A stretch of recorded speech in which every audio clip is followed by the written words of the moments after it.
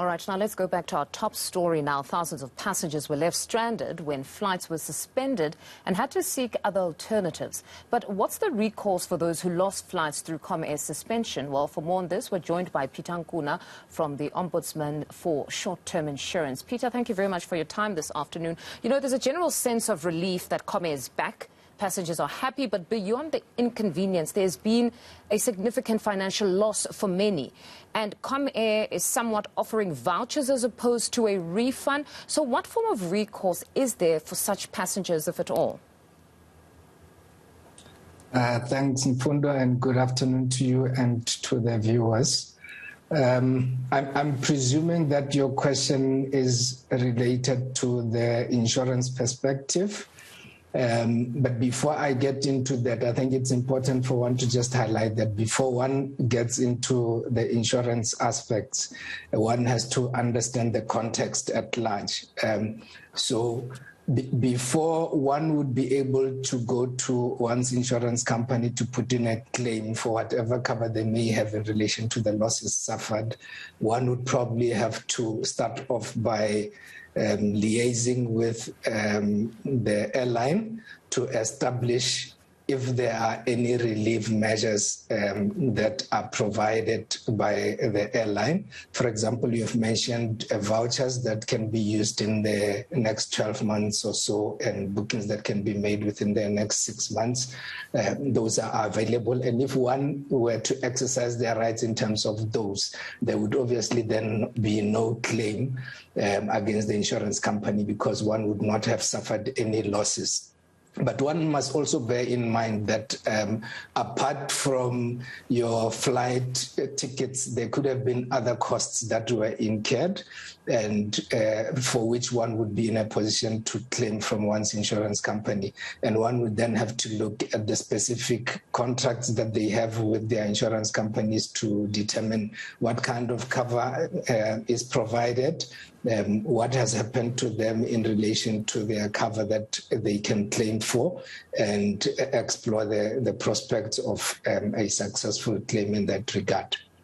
So this would be the opportune time to actually make sure that all of the documentation is in order. But insofar as the vouchers are concerned here, yes, they are on offer. If somebody refuses then, could an insurer then go on to say, listen, there was that offer of a voucher. We do not see why you would then want monetary compensation in this respect because there is an alternative. Would that be something that is sufficient or it can be challenged? A good question, Mfundo.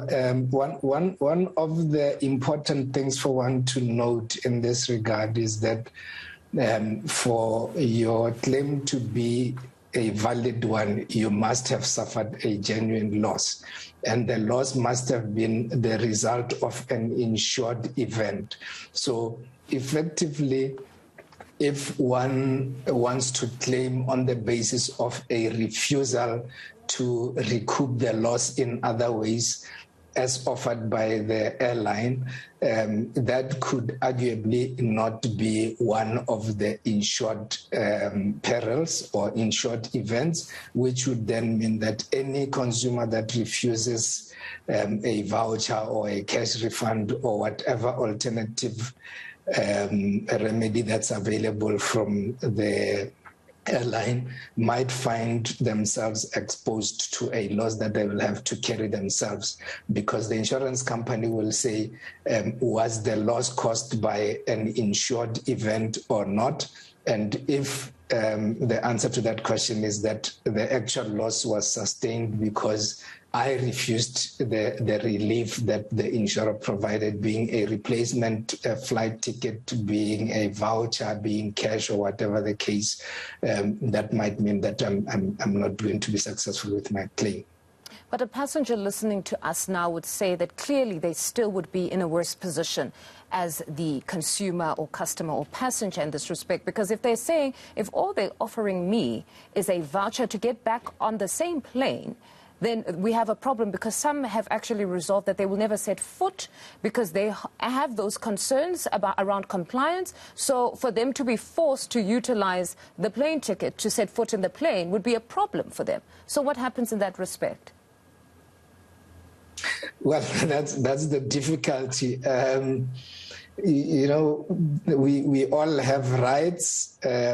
We also have obligations. The question would be in terms of your policy, and remember, mainly from an insurance perspective, we are now talking the relationship between the insured and the consumer, the insured and the insurer. And in that context, the fact that one may not necessarily be happy with the relief that is provided by the airline would not necessarily mean that one is entitled to a claim against the insurance company. That will essentially be determined by the terms and conditions of cover, and one would basically look at what the policy that one has with their respective insurer says. Did the specific event for which you seek to claim take place? Were there ways through which you could have minimized the loss? Because that is also one of the requirements on the part of consumers. And or were you being unreasonable in your refusal to accept a voucher or whatever the airline was offering to you? And all of those things will be considered. And fortunately, there are also considerations of fairness and equity, particularly where our office is concerned. If there are disputes around this matter, we would also take into account what were the surrounding circumstances. Why were you not able to exercise your rights of accepting or claiming a voucher or whatever else that was on offer? And if it is found that you had valid reasons why the offer that was being offered by the insurer may not be reasonable, and therefore ultimately when one looks at your specific circumstances, it could be stated that you suffered a loss, which is covered in terms of your specific contract, you should then be successful in that claim. That would be the outcome. But as I said, it will differ from the specific circumstances of each claimant, and yeah, maybe they will succeed if there are valid reasons why the offers that were made by the airlines were not acceptable to them.